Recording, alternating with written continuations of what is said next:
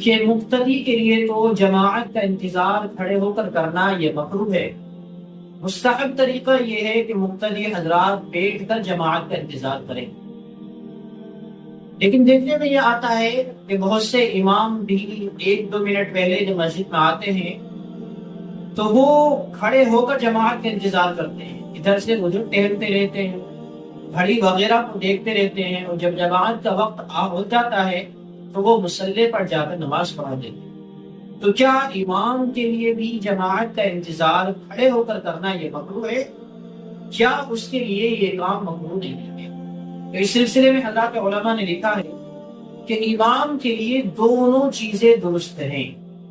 اگر امام چاہے تو وہ 1-2 منٹ پہلے کھڑے ہو کر بھی جماعت کا انتظار کر سکتا ہے، اور اگر امام چاہے تو وہ بیٹھ کر بھی جماعت کا انتظار کر سکتا ہے۔ امام کے لیے دونوں ہی چیزیں درست ہیں، چاہے وہ کھڑے ہو کر جماعت کا انتظار کرے، چاہے وہ بیٹھ کر جماعت کا انتظار کرے۔